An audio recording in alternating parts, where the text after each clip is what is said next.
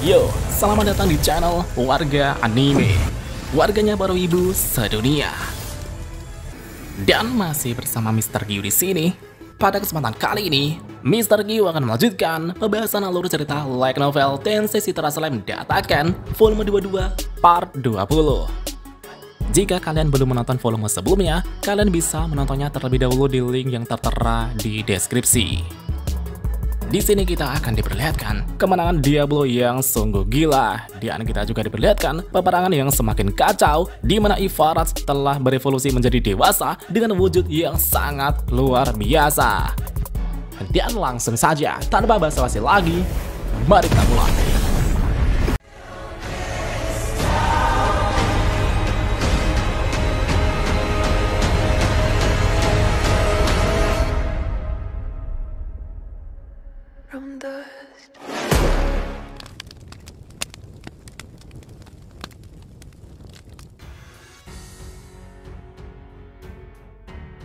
Jadi sebelumnya, Diablo terus melepaskan serangan demi serangan hingga membuat Veldway terpojok. Bahkan ketika Veldway mendengar bahwa Vega telah dikalahkan, Veldway jadi semakin frustasi.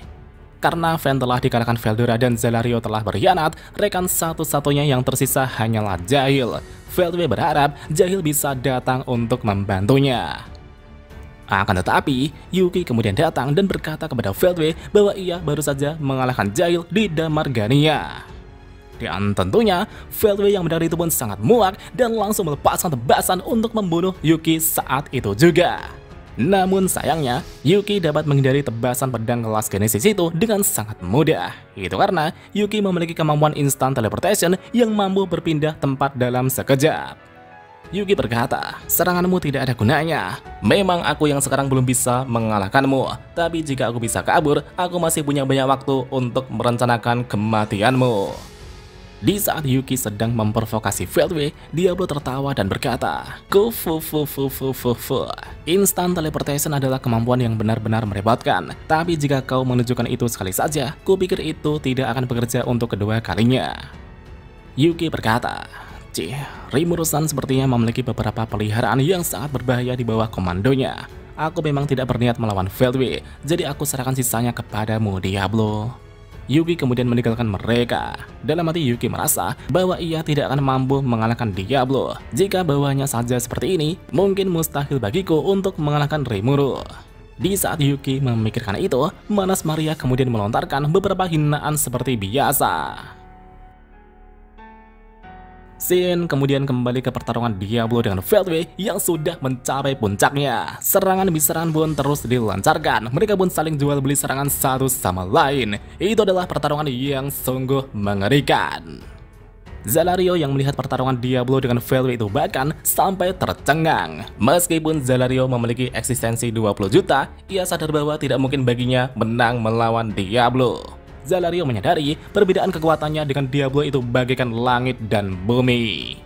Di satu sisi, Leon juga merasakan hal yang sama dengan Zelario. Veldway yang sebelumnya mempermainkan mereka, kini malah dibuat terpojok oleh Diablo hingga tak berkutik. Dan pada saat itulah, Diablo mulai melepaskan serangan pamungkasnya, End of World Requiem.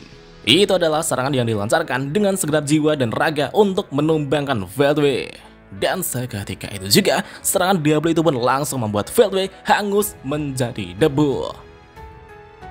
Melihat Diablo yang berhasil mengalahkan Veldway, Rimuru benar-benar tak percaya dan mulai memuji kehebatan Diablo. Rimuru berkata, aku tak menyangka kau bisa mengalahkannya. Kau sungguh luar biasa, Diablo. Sejujurnya, Rimuru ingin mengajak Milim untuk menghabisi Veldway secara pasti. Tapi sepertinya itu sudah tidak perlu. Rimuru benar-benar tak pernah membayangkan Diablo akan menjadi sekuat ini. Dengan kondisi compang-camping tak karuan, Diablo tersenyum senang dan menjawab, sungguh pujian yang menyenangkan dari Rimuru sama. Ketika Rimuru melihat Diablo dari dekat, Rimuru merasa tenaga Diablo sudah terkuras habis. Rimuru kemudian bertanya, apakah Diablo baik-baik saja? Diablo tersenyum dan menjawab, tentu saja aku baik-baik saja, Rimuru sama. Tapi aku merasa malu untuk menunjukkan penampilan lusuh seperti ini di depan Rimuru sama. Namun tiba-tiba, Veldway yang sudah hangus menjadi debu, kini tiba-tiba beregenerasi kembali secara perlahan. Dan tentunya, Diablo yang melihat itu pun menatap Veldway dengan sangat jijik. Diablo kemudian berniat untuk menghabisi Veldway sepenuhnya. Namun pada saat itu, Rimuru menghentikan Diablo dengan berkata, "Tunggu sebentar Diablo." Di sana terlihat Veldway yang beregenerasi secara perlahan terus melontarkan kekesalannya. Veldway yang mulai gila itu pun berteriak dengan berkata, "Jangan main-main denganku, jangan main-main denganku. Aku pasti akan menghancurkan dunia kardinal. Jika aku melakukan itu, kau pasti akan datang untuk menghentikannya." Namun kenapa aku malah dikalahkan oleh orang brengsek seperti Diablo?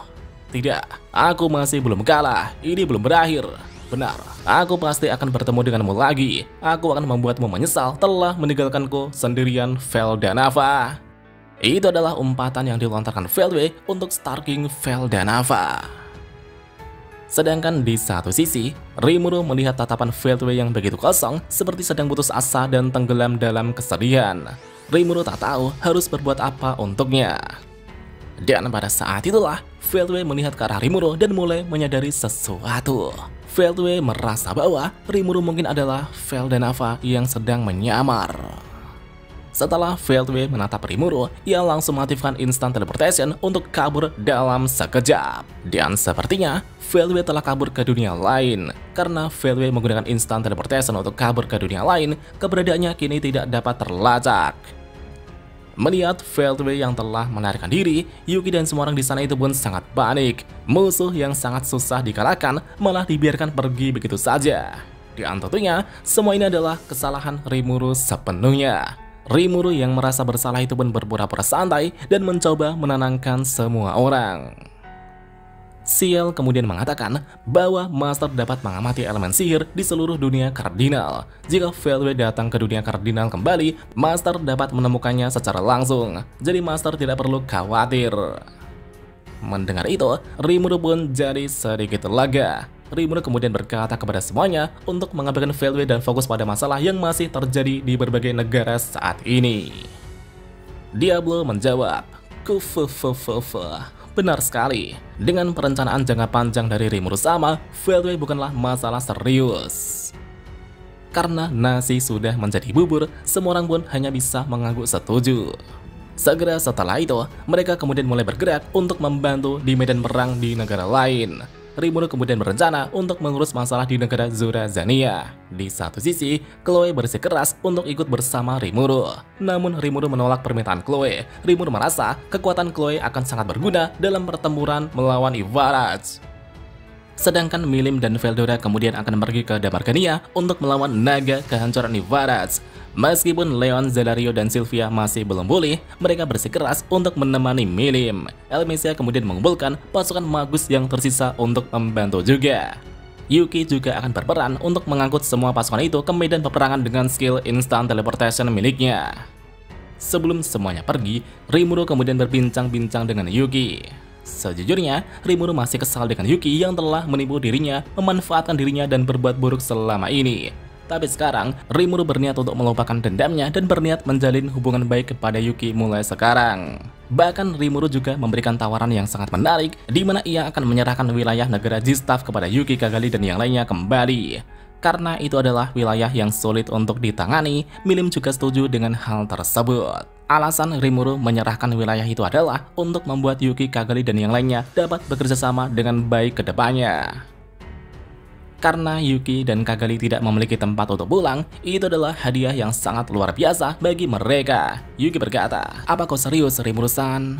Kalau memang begitu, mungkin aku juga harus berusaha sedikit lebih keras untuk melindungi dunia ini." Kagali kemudian juga bertanya, "Rimuru-sama, kau bilang kau akan mengembalikan wilayah negara Jistav kepada kami. Tapi itu dengan satu syarat, kita harus memenangkan pertempuran yang akan datang kan? Tapi masalahnya, apakah kau yakin bahwa kau akan menang, Rimuru-sama?" Namun Rimuru menjawab bahwa ia juga tidak yakin bakal bisa menang atau tidak. Tidak ada gunanya memikirkan apa yang akan terjadi jika aku kalah. Yang harus kita lakukan sekarang hanyalah berusaha sebaik mungkin dan membawa kemenangan. Elmesia datang dan berkata, "Rimuru pasti akan melakukan sesuatu tentang hal itu. Jadi kita hanya perlu melakukan apa yang kita bisa dengan cara kita sendiri. Jadi jangan khawatir." Elmesia kini telah selesai menyiapkan pasukan Magus untuk dibawa ke medan peperangan. Setelah semua persiapan selesai, Yuki kemudian mengaktifkan instant teleportation dan membawa semua pasukan itu pergi ke medan peperangan di Damargania. Setelah semua orang pergi, Diablo kemudian berkata, kalau begitu Rimur sama, ayo segera pergi ke negara Zurazania. Mendengar suara Diablo, Rimuru pun sedikit terkejut dan bertanya, kenapa kau masih ada di sini, Diablo? Diablo menjawab bahwa ia adalah pelayan Rimuru sama. Posisiku hanyalah untuk melayanimu, Rimuru sama. Rimuru pun pasrah dan menjawab, baiklah Diablo, lawan kita kali ini adalah True Dragon Velzard. Jadi persiapkan dirimu, Diablo. Rimuru pun langsung berteleportasi ke negara Zurazania bersama Diablo.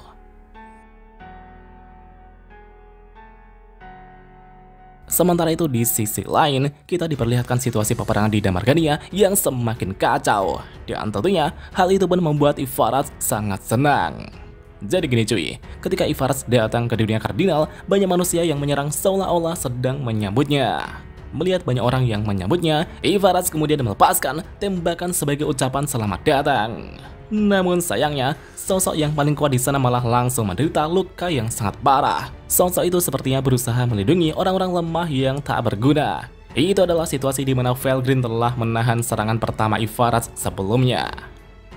Melihat tindakan Felgrin, Ivaras tak bisa memahami dan tak mengerti. Bagaimana mungkin orang kuat malah mengorbankan dirinya untuk melindungi orang yang lemah?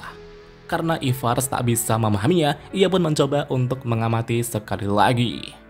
Ivaras pun terus mengamati pertarungan yang ada di darat dan di langit, di mana mereka telah mengerahkan segenap kemampuannya. Sejujurnya, Ivaras dapat dengan mudah memenangkan peperangan ini dengan mengerahkan pasukan skala besar. Namun Ivaras sengaja menyesuaikan pasukan yang ia kerahkan untuk memperpanjang peperangan dan menikmatinya. Tapi sesaat kemudian, situasi mulai berubah ketika bala bantuan yang dipimpin Benimaru telah tiba di medan peperangan. Pasukan yang dipimpin Benimaru telah bertarung dengan teknik dan ilmu pedang yang sangat hebat. Segudang mantra sihir dan berbagai macam keterampilan terus dikerahkan. Sampai pada akhirnya, pasukan Cryptid yang dipimpin Ivaras mulai didorong mundur. Namun anehnya, hal itu malah membuat Ivaras tertawa dan sangat gembira. Ini menyenangkan, ini sangat menyenangkan. Dan pada saat itulah, sebuah keinginan pun muncul dalam benak Ivaras. Ivaras ingin menjadi seperti manusia yang terus tumbuh dan berkembang tersebut. Pada titik ini, Ivaras mengerti alasan kenapa Veldenava bisa mendapatkan bentuk manusianya. Ivaras pun ingin menjadi seperti manusia yang terus berkembang dan menjadi dewasa. Ia tidak ingin lagi menjadi sosok anak kecil lagi, tapi ingin mendapat penampilan dewasa yang mampu bertarung. Dengan keinginannya itu, evolusi Ivaras akan memasuki tahap akhir dari Halloween Carnival. Dan pada saat itulah, evolusi Ivaras juga berdampak pada ketiga pelayannya. Ivaras kemudian berkata kepada ketiga pelayannya, "Hei kalian, akan kuberi kalian kekuatan baru agar kalian bisa lebih menikmati pertarungan ini."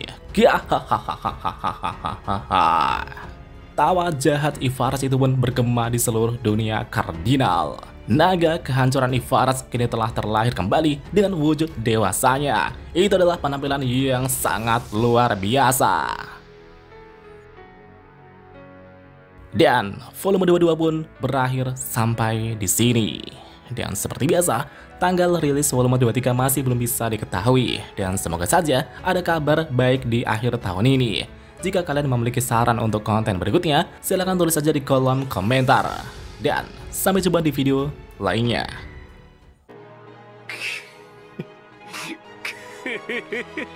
久しぶりの現世です。せいぜい楽しむとしましょうか。